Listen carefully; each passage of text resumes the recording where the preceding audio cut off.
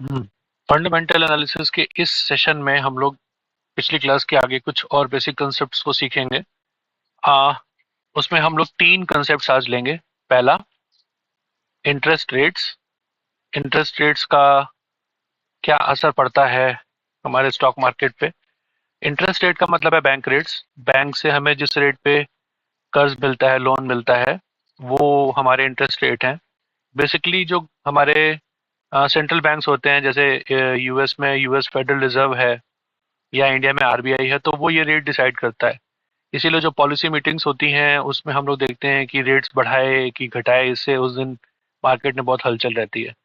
तो पहला कंसेप्ट हम लोग इंटरेस्ट रेट देखेंगे और देखेंगे कि इंटरेस्ट रेट का हमारे स्टॉक मार्केट पे, हमारे निफ्टी पे, सेंसेक्स पे या इन जनरल हमारे शेयर्स पे क्या असर पड़ता है। दूसरा हम देखेंगे कॉन्सेप्ट ऑफ रिस्क, कि स्टॉक मार्केट में सब लोग कहते हैं कि स्टॉक मार्केट में काम करना बहुत रिस्की है, स्टॉक्स खरीदते हो या इक्विटीज में काम करते हो, शेयर में काम करते हो तो बहुत रिस्क है। तो वो हम देखेंगे कि रिस्क का कंसेप्ट क्या होता है और रिस्क क्या होता है। उसके बाद थर्ड नंबर पे हम देखेंगे इंपॉर्टेंट कंसेप्ट इन्फ्लेशन का। बेसिकली रेट्स और इन्फ्लेशन ये आपस में रिलेटेड हैं, क्योंकि इन्फ्लेशन को कंट्रोल करने के लिए ही रेट्स को बढ़ाया या घटाया जाता है।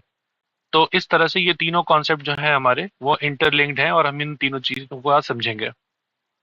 इंटरेस्ट रेट के बारे में बहुत अच्छी बात कही है वॉरेन बफेट ने। मैं इसको पढ़ देता हूँ। Interest rates are to asset prices what gravity is to the apple. When there are low interest rates, there is a very low gravitational pull on asset prices. इनका कुल मिला के कहना है कि जिस प्रकार से हमारे यहाँ पे हम लोग ग्रेविटी को फील करते हैं, तो स्टॉक प्राइसेस के लिए इंटरेस्ट रेट ग्रेविटी की तरह काम करते हैं, मतलब गुरुत्वाकर्षण की तरह काम करते हैं। तो अगर ग्रेविटेशनल फोर्स बढ़ेगा तो एप्पल नीचे आएगा, उस पर ज्यादा फोर्स लगेगा। इसका मतलब है कि अगर इंटरेस्ट रेट बढ़ेगा तो स्टॉक का प्राइस नीचे आएगा, इंटरेस्ट रेट घटेगा तो शेयर बाजार ऊपर जाएगा, उल्टा चलेगा, मतलब इन्वर्सली प्रोपोर्शनल। तो अगर इंटरेस्ट रेट बढ़ेंगे तो जो हमारा स्टॉक का प्राइस है वो घटेगा, इन्वर्सली प्रोपोर्शनल रहेगा। इंटरेस्ट रेट के बारे में generally US Fed controls the interest rates in US and liquidity in general. भले ही वो यूएस के बैंक्स के रेट्स डिसाइड करता है फेड, लेकिन चूंकि डॉलर एक रिजर्व करेंसी है पूरी दुनिया की, इसलिए लिक्विडिटी, मेनली लिक्विडिटी जो डिसाइड होती है डॉलर की, वो फेड डिसाइड कर देता है। और उसके आधार पर ही बाकी जो रिजर्व बैंक्स हैं, बाकी जो सेंट्रल बैंक्स हैं, उनको भी फर्क पड़ता है। वो भी अपनी पॉलिसी यूएस फेड को ध्यान में रखकर तय करते हैं। और यूएस फेड जब लिक्विडिटी कम करता है तो डॉलर बाकी दुनिया के मार्केट्स में जो एफआईआई के थ्रू जाता है, फॉरेन इंस्टीट्यूशनल इन्वेस्टर के रूप में जाता है, एफपीआई के रूप में जाता है, उसकी उसकी लिक्विडिटी कम होने से बाकी मार्केट्स का भी जो बुल रन चल रहा होता है या बेयर रन चल रहा होता है वो डिपेंड करता है, उस पर असर पड़ता है उसका। तो जब रेट्स हाई हो जाएंगे तो वहां पे जो बॉन्ड है उसके रेट बढ़ जाएंगे। जैसे कि बॉन्ड का मतलब समझ लीजिए कि बैंक में आप जब जमा करवाएंगे, एफडी के रेट आपको अच्छे मिलेंगे तो आप स्टॉक में नहीं डालेंगे पैसा। तो हाई रेट्स में जब आप बॉन्ड के रेट बढ़ते हैं तो आप बॉन्ड में इन्वेस्ट करने लगते हैं, तो स्टॉक मार्केट्स गिरने लगते हैं। वही वाली बात है, ग्रेविटी वाली। इक्विटीज सब लेस अट्रैक्टिव हो जाती हैं। कंजम्पशन पर स्पेंडिंग कम हो जाती है क्योंकि सेल्स कम हो जाती है। यस, क्योंकि जब आपकी इन्फ्लेशन रहेगी और उस समय आपके हाथ में पैसा कम रहेगा तो कंपनीज की सेल्स कम हो जाएंगी और कंजम्पशन पर स्पेंडिंग भी कम हो जाएगी। कंपनीज को लेस रेवेन्यू आएगा अगर सेल्स लेस है तो इस तरह से जो इन्फ्लेशन है हमारा एक विलन होता है। और ये क्रूड के कारण, अगर क्रूड प्राइसेस बढ़ गए तो भी महंगाई आ जाती है। अगर जियोपॉलिटिकल रीजंस हो गए तो भी इन्फ्लेशन आ सकती है। और commodity angle, demand and supply, अगर किसी चीज की डिमांड सप्लाई का एंगल है तो उससे कमोडिटी के प्राइसेस डिसाइड होते हैं। एंजल हो गया, एंगल होना चाहिए, डिसाइड होते हैं। तो इस तरह से इन्फ्लेशन हमारे लिए ठीक ठाक विलन होता है, जिससे फाइट करने के लिए इंटरेस्ट रेट नामक टूल को हम यूज करते हैं। तो जो हमारे बैंक्स हैं, सेंट्रल बैंक, यूएस फेड है या आरबीआई है, उनके लिए हमेशा ये चैलेंज रहता है कि वो growth growth versus versus inflation को बैलेंस करें और देखें कि जब इन्फ्लेशन बढ़ रहा है तो even at the cost of growth थोड़ी इन्फ्लेशन को वो कम करें। इंटरेस्ट रेट को कॉस्ट ऑफ कैपिटल के तरीके से भी देखा जाता है। कॉस्ट ऑफ कैपिटल क्या होता है कि पूंजी की लागत किसी भी बिजनेस को करने के लिए जो हम पूंजी हमें लगती है वो हमें महंगी मिल रही है कि सस्ती मिल रही है। उसका मतलब है ये अपॉर्चुनिटी कॉस्ट है paid by the borrower to the lender. ये थोड़ा सा टेक्निकल हो रहा है बट इसको हम लोग समझते हैं कि किसी भी जगह पर अगर कोई पूंजी चाहिए हमें, ये हमें कैपिटल चाहिए, तो इस कैपिटल को रेज करने में अगर ज्यादा पैसा लगेगा, इस पर इंटरेस्ट रेट पर डिपेंड करता है। अगर इंटरेस्ट रेट ज्यादा होंगे तो ज्यादा पैसा लगेगा। तो कॉस्ट ऑफ कैपिटल क्या क्या होती है, किस किस चीज से मिलकर बनी होती है?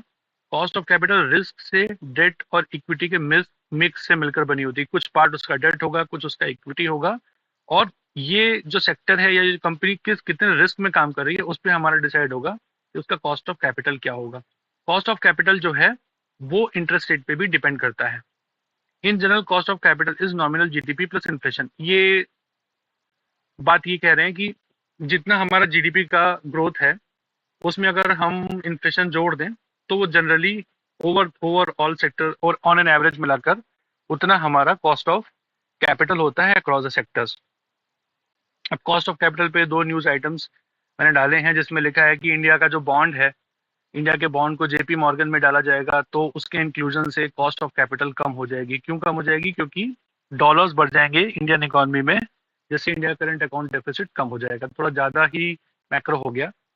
दूसरा ये है कि बजट में गवर्नमेंट एक पुश दे रही है जिसमें कॉस्ट ऑफ कैपिटल कम हो जाए। कॉस्ट ऑफ कैपिटल कम होगा इंडियन कंपनीज का तो वो कम केपेक्स करके ज़्यादा प्रोड्यूस कर पाएंगी और कंपनियां ज़्यादा एफिशिएंट हो पाएंगी।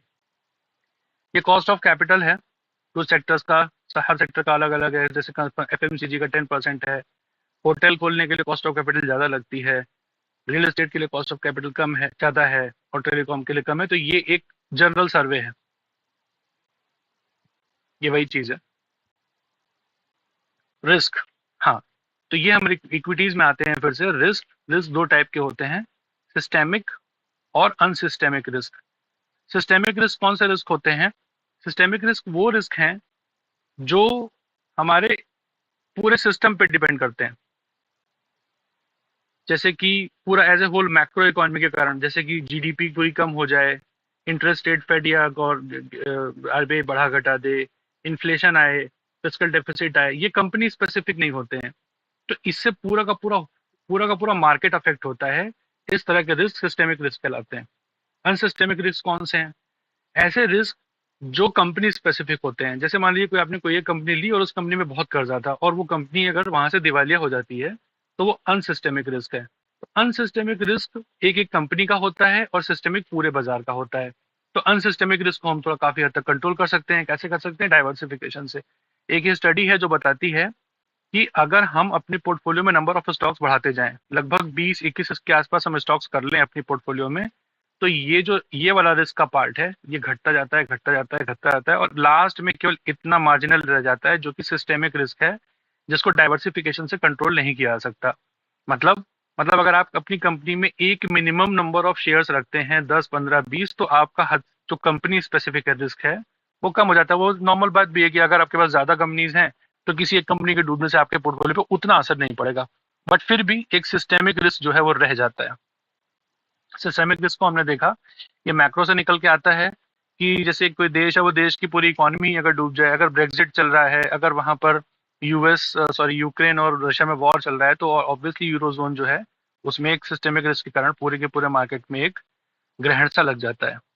तो इसको डाइवर्सिफिकेशन से हम कंट्रोल नहीं कर सकते, और इसको हम सिस्टेमिक रिस्क को हम हेजिंग करके ठीक कर सकते हैं, कंट्रोल कर सकते हैं। इस पर हम बाद में चर्चा करेंगे। लास्ट पॉइंट है हमारा इन्फ्लेशन। तो इन्फ्लेशन का मतलब है इन जनरल प्राइस राइज, और ये बेस इफेक्ट पर डिपेंड करता है। मतलब कि पिछले साल सितंबर के महीने में, सितंबर 2022 और सितंबर 2023, तो किसी भी कमोडिटी, कोई कमोडिटी है एक्स, कॉपर है, गोल्ड है, या कुछ भी है, खाने पीने का सामान है, उसका भाव 2022 के सितंबर में क्या था, उसके बनिस्बत 2023 के सितंबर में क्या है, उसको कंपैरिजन करके हम, उसकी तुलना में वो कितना बढ़ा या घटा, उसके को कंपैरिजन करके हम इन्फ्लेशन निकालते हैं। तो ये बेस इफेक्ट इसमें बहुत मायने रखता है।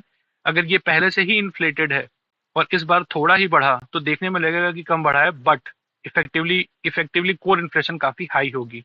इसको भी हम बाद में कभी डिटेल में पढ़ेंगे, ये एक जो कोर कंसेप्ट है इसका इन्फ्लेशन का। लेकिन मोटा मोटा ये है कि जो प्राइस राइज होती है उसके कारण उसी को इन्फ्लेशन बोलते हैं, और उससे स्टॉक मार्केट में बुरा असर पड़ता है, क्योंकि जब इन्फ्लेशन बढ़ेगी तो बैंक रेट्स बढ़ाए जाएंगे, इंटरेस्ट रेट्स बढ़ाए जाएंगे, और जब इंटरेस्ट बढ़ेंगे इंटरेस्ट रेट, तो मार्केट हमारा नीचे आएगा। यानी कि जब हमारी इन्फ्लेशन बढ़ती है तो हमारे मार्केट के लिए वो अच्छी चीज़ नहीं होती है। जैसे जैसे इन्फ्लेशन बढ़ेगी शेयर का भाव नीचे आएगा, क्योंकि इंटरेस्ट रेट जो है आरबीआई या फेड जो है इंटरेस्ट का रेट को बढ़ाएगा। तो इन्फ्लेशन मार्केट के लिए अच्छी चीज़ नहीं है। फिर ट्रायंगल ऑफ स्लो डाउन, 3 तरीके से इन्फ्लेशन हमको नुकसान करती है। कैसे? कॉस्ट ऑफ कैपिटल जो भी हमने पीछे देखी वो बढ़ जाती है। ये जो कॉस्ट ऑफ कैपिटल हमने देखी, ये कॉस्ट ऑफ कैपिटल जो थी वो इंटरेस्ट रेट बढ़ने से बढ़ जाती है। तो अगर कॉस्ट ऑफ कैपिटल बढ़ जाएगी मतलब पूंजी की लागत बढ़ जाएगी, तो क्या होगा? बिजनेस करना मुश्किल हो जाएगा, नई फैक्ट्री लगाना मुश्किल हो जाएगा, नया प्रोडक्शन करना, नया ग्रॉस कैपिटल फॉर्मेशन इकोनॉमी में होना मुश्किल हो जाएगा। इसलिए इससे हमारे मार्केट्स को पर बुरा असर पड़ेगा इंटरेस्ट रेट बढ़ने से। तो इन्फ्लेशन का पहला नुकसान है कॉस्ट ऑफ कैपिटल बढ़ जाती है। दूसरा, कॉस्ट ऑफ रॉ मटेरियल और इनपुट्स बढ़ जाता है। जो भी चीज़ें हम यूज़ करते हैं, जैसे कि मान लीजिए कि कोई चप्पल बनती है, वो सिंथेटिक प्रोडक्ट से बनती है और वो क्रूड ऑयल से निकलता है। तो अगर क्रूड ऑयल का प्राइस बढ़ेगा, उसमें इन्फ्लेशन आएगी, तो उस जो फुटवेयर है उसको बनाने के लिए उसका जो मटेरियल का प्राइस है वो बढ़ जाएगा। इससे सप्लाई कम हो जाएगी। तो ये सप्लाई साइड को इस तरह से इफेक्ट करती है inflation. Demand side, purchasing power लोगों की कम हो जाती है। क्यों? क्योंकि अगर इन्फ्लेशन बढ़ गई है तो हर चीज़ महंगी हो गई, हर चीज़ महंगी हो गई, तो इफेक्टिव डिमांड जो है, इफेक्टिव कंजम्पशन जो है इकोनॉमी में वो कम हो जाता है। इकोनॉमी में कंजम्पशन और डिमांड के कम होने से परचेसिंग पावर कम हो जाती है कस्टमर की, तो डिमांड भी कम हो जाती है। तो इन्फ्लेशन एक तरफ सप्लाई को मारता है, दूसरी तरफ डिमांड को मारता है। यानी कि कस्टमर को सप्लाई, कस्टमर साइड से भी को भी दिक्कत आ रही है और कंपनी को भी दिक्कत आ रही है, और कंपनी को गुड्स प्रोड्यूस करने में भी दिक्कत आती है, क्योंकि कॉस्ट ऑफ कैपिटल बढ़ जाती है। इस तरीके से हम देखते हैं कि इन्फ्लेशन का 3 तरह से नुकसान हमारी इकोनॉमी को होता है, और अल्टीमेटली नुकसान स्टॉक मार्केट्स को भी होता है। तो इस तरह से हमने देखा आज की, हमने 3 कंसेप्ट सीखे, इन्फ्लेशन, रिस्क और इंटरेस्ट रेट्स। तो आज की क्लास में हम इतना ही रखते हैं, बाकी हम नेक्स्ट क्लास में करेंगे। Thank you so much.